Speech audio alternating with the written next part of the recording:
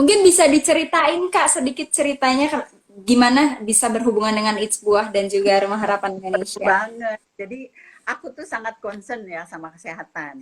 Karena buat saya gimana kita menolong orang kalau kita sendiri Mm-mm. nggak sehat gitu.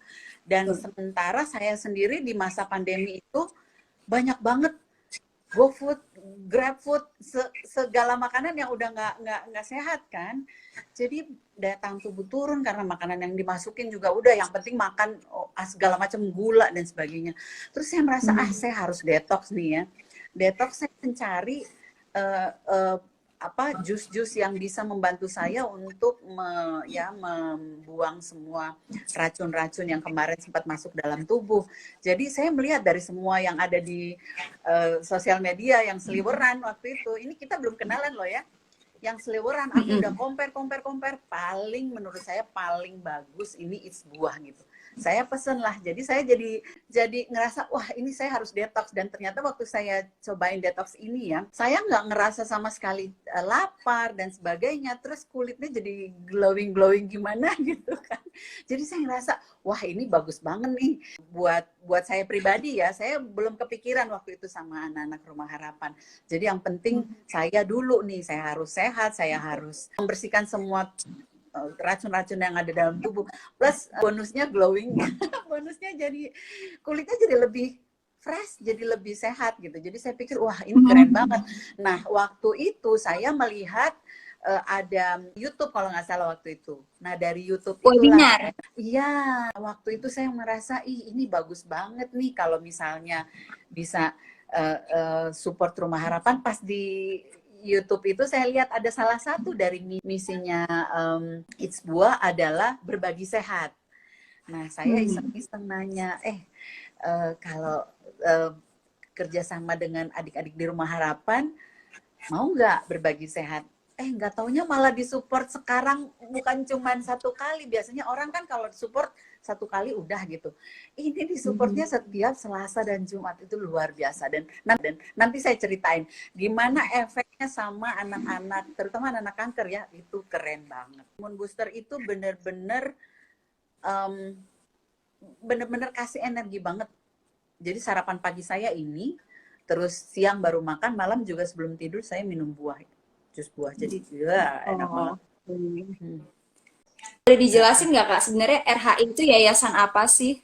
Rumah Harapan Indonesia itu adalah rumah singgah buat anak-anak sakit dari keluarga yang kurang beruntung, yang datang dari daerah ke kota-kota besar dan membutuhkan tempat tinggal. Nah, Piwan sendiri itu kita menyediakan semua yang mereka butuhkan. Jadi mereka datang hanya pokoknya bawa hati aja supaya semangat mendampingi anak-anak mereka. Di Rumah Harapan kita sediakan obat-obatan, transportasi, makan 3 kali. Buah-buahan sekarang ada. Dulu kita yang penting makan aja. Lalu ada kalau misalnya ada yang meninggal sekalipun, itu pemulangan kargonya kita bayar. Karena menurut kita ya Tuhan memberikan kita berkat-berkat nggak setengah-setengah. Demikian juga kita ke anak-anak juga nggak bertengah-tengah. Jadi siapapun yang kita ambil dan kita bawa ke Rumah Harapan, itu kita support benar-benar semuanya. Kita nggak bisa jadi dekat buat semua orang. Tetapi kalau kita sudah ambil mereka ke dalam Rumah Harapan, kita perlakukan mereka betul-betul seperti keluarga kita. Kita sayangin dan kita berikan yang supaya mereka bisa kuat melawan penyakit-penyakit mereka sampai mereka sembuh gitu. Jadi kalau ditanya berapa lama mereka boleh tinggal di Harapan, selama mereka masih membutuhkan tempat tinggal, selama itulah mereka boleh tinggal di Rumah Harapan. Mau 3 tahun, mau tahun, mau 5 tahun, asal masih 0 sampai 17 tahun. Nah, kalau orang tuanya itu gimana Kak? Apakah anak-anaknya ditinggalkan bersama pengurus-pengurus RHI aja atau orang tuanya ikut mengurus juga di sana? Enggak, jadi di Rumah Harapan itu orang tuanya tinggal di Rumah Harapan Indonesia, karena kan kita nggak punya suster, nggak punya tenaga medis. Apa sih tujuannya Kak Valen atau saat membangun RHI? Jadi saya dititipi anak-anak yang spesial. Special needs itu bukan berarti cacat dan sebagainya ya, tapi setiap anak saya tuh punya kebutuhan khusus yang berbeda-beda. Ada anak saya yang autism, ada anak saya yang over anxiety, ada anak saya yang food intolerance, tapi tiga-tiganya ini jadi sekolah kehidupan buat saya yang merasa oke, Tuhan kasih saya kesempatan untuk menangis dulu sebelum saya belajar menghapus air mata orang lain. Saya perjalanan punya 3 anak ini benar-benar kalau saya ceritain panjang banget, up and down banget. Ya, apalagi punya anak spesialis yang autism dan epilepsi ya. Itu kayak hidup kayak roller coaster gitu. Saya bikin Trail Angel. Trail Angel ini terinspirasi dari 3 anak saya itu. Lalu bikinlah Trail Angel, kami komunitas yang kita ke rumah sakit, bantuin orang di rumah sakit yang anaknya butuh dana tapi mereka nggak punya uang, jadi kita support pamper dan sebagainya. Dari Three Little Angels inilah kemudian lahir Rumah Harapan Indonesia setelah melihat orang-orang yang tidur di selasar-selasar rumah sakit, ternyata banyak yang nggak punya tempat tinggal, dari keluarga miskin, mereka mau pulang juga nggak punya uang gitu. Jadi saya mikir, oke, saya kalau punya kelebihan rezeki, saya pingin bangun rumah singgah buat mereka. Tadinya cuma kepikirannya kontrakan kecil, ya bantuin 3 atau 4 keluarga aja udah cukup gitu. Tapi ternyata Tuhan taruh visi yang sedemikian besar di kepala saya ketika saya datang ke rumah yang di Tebet waktu itu. Begitu saya sudah bisa membayangkan ada parket, ada tempat bermain anak-anak, ada tempat tidurnya yang apik, yang cantik gitu. Terus saya bilang, Tuhan, saya nggak punya uang ini. Itu yang saya lihat di kepala saya tuh terlalu mewah gitu. Saya nggak sanggup, saya nggak punya uangnya gitu. Terus saya tanya sama yang punya rumah, berapa rumahnya? Sewanya 150 juta. Aduh, duit dari mana 150 juta? Tapi satu yang saya percaya bahwa ketika kita punya Tuhan pasti bukain jalan. Jadi saya bilang, saya punya rumah, Ibu, saya nggak punya uang. Saya punya uang 1 juta, tapi boleh nggak Bu? Saya cicil rumahnya, terus nanti pertengahan tahun saya lunasin. Terus ibunya bilang, ya wes nggak apa-apa, tapi kalau nggak lunas saya nggak kembaliin ya duitnya. Terus saya mikir, aduh gimana ya? Secara manusia saya rasa nggak sanggup nih. Tapi saya ingat Tuhan kita sanggup apapun asal kita niatnya tulus. Lalu akhirnya saya mulai deh kasih uang 1 juta itu sama ibunya. Terus tiba-tiba saya dapat pekerjaan yang nggak pernah saya bayangin. Jadi ambasador ini, jadi ambasador itu. Tiba-tiba diminta jadi di sini pembicara itu. Jadi Tuhan memudahkan semuanya sampai akhirnya 13 kali bayar semuanya lunas. Wow, ternyata kalau kita niatnya tulus ya, semuanya dimudahkan. Dan dari 1 juta rupiah yang saya mulai pada saat itu, sekarang sudah ada 5 rumah harapan di seluruh Indonesia. Bermula dari itu. Dan sekarang kami sudah mendampingi hampir 1058 anak di seluruh Indonesia. Karena buat kami ya, anak-anak ini adalah masa depan bangsa. Di tangan mereka lah nasib bangsa ini dipertaruhkan. Bukan tidak mungkin salah satu dari mereka bisa jadi adalah calon bangsa ini. Struggle apa sih yang dialami saat menjalankan atau saat mulai membuka RHI? Yang paling berat adalah mencari, mau benar-benar jadi tim yang solid di Rumah Harapan. Karena ngadepin orang sakit kan nggak gampang ya, apalagi bukan tak, ya kan? Tetapi dengan adanya tim yang ada sekarang, menurut saya adalah tim yang udah keren banget dan mereka semua dedicated, hati dan pikiran mereka tuh semua anak-anak yang membutuhkan di Rumah Harapan. So semua volunteer dan semua pengurus, thank you so much.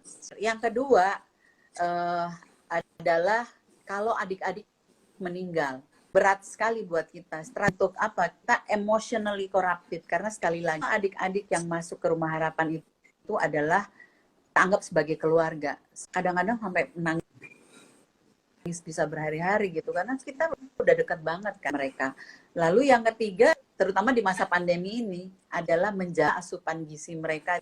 Nah, di masa pandemi ini, terutama di awal tahun, orang mungkin tidak tahu bahwa di Rumah Harapan donasi yang masuk itu berkurang sampai tinggal 18%. Karena semua orang fokusnya berbeda, and it's okay. Semua orang fokusnya kan bantu orang lain, bantu tenaga medis dan sebagainya. Kami sendiri di Rumah Harapan ngerasa kita nggak mungkin makan orang lain kelaparan. Jadi pada saat itu yang kita lakukan, kita laporan keuangan, udah nanti dulu. Kita buka gudang kita, berapa yang ada di dalam gudang, kita bagikan ke orang-orang di sekitar kita. Dan amazingly ya, setelah kita bagikan itu semua, bulan depan tiba-tiba ada yang datang ngirimin beras banyak banget. Dengar Rumah Harapan Indonesia pasti jawabannya happiness is our medicine. Nah, Ya, kenapa tuh Kak happiness is our medicine? ya soalnya kan kalau kami ya di Rumah Harapan kan tidak ada yang dokter, tidak ada ahli medis dan sebagainya. Tetapi kita percaya bahwa hati yang gembira itu obat yang paling mujarab. Di Rumah Harapan anak-anak kita bikin happy, kita bikin seneng, mereka kita ajak main. Yang terjadi saat ini anak-anak jadi regenerasi sel-sel tubuh lagi jadi semakin sempurna. Jadi melawan penyakit lebih kuat mereka tubuhnya. Yang ditempatkan di Rumah Harapan Indonesia penyakitnya seperti apa aja Kak? Ya, rata-rata yang di Rumah Harapan itu ada cancer, paling banyak leukemia, lalu ada sakit jantung, ada sakit ginjal, ada yang atresia ani itu yang tidak ada dubur, banyak banget loh itu. Dan itu tahu nggak kenapa, gara-gara apa? Mostly anak-anak yang atresia ani itu adalah anak-anak yang lahir dari orang tua yang malnutrisi, jadi kurang gizi. Pada saat mereka hamil, gizinya tidak cukup, tidak bagus, akhirnya melahirkan anak-anak yang seperti itu. Ada yang dulu di Rumah Harapan tuh namanya Feli kalau nggak salah, ini maaf ya, mukanya rata, tidak ada lubang mata, tidak ada jadi cuman ada lubang telinga, tidak ada daun telinga, lalu lubang hidung, tidak ada hidungnya, terus ada mulut tapi bibirnya kecil sekali, gigi-giginya juga tidak sempurna, jari-jarinya nempel semua, kaki-kakinya juga nempel semua. Dia tuh sebenarnya masih harus menjalani lebih dari 30 operasi, tapi karena pandemi akhirnya orang tuanya memutuskan ya sudahlah, give up aja gitu. Pernah dicoba untuk dibuatin mata ya, tapi ternyata nggak bisa karena nempel lagi matanya. Jadi anak itu bener-bener kalau kita lihat mungkin kita ngerasa sedih ya, tapi kalau lihat anaknya sendiri, coba puterin musik aja dia langsung loncat gitu, seneng banget, sukacita banget. Nah itu yang kita lakukan di Rumah Harapan. Anak-anak tidak pernah merasa sedih, tidak pernah merasa sakit, karena mereka kita buat gembira. Ini tanggal 5 nanti kita mau outing ke puncak, jadi kita bawa mereka jalan-jalan supaya lebih udara segar itu bisa membuat mereka lebih sehat. Gitu. Apa sih Kak setelah It's Buah ikut membantu anak-anak di RHI? Wah itu efeknya luar biasa sih. Jadi adik-adik tuh semua yang mau di kemoterapi atau mau menjalani pengobatan apapun, itu mereka pasti dites dulu kan, lab. Kalau hasil labnya jelek, mereka nggak bisa di kemo. Hasil labnya jelek, mereka nggak bisa menjalani pengobatan selanjutnya.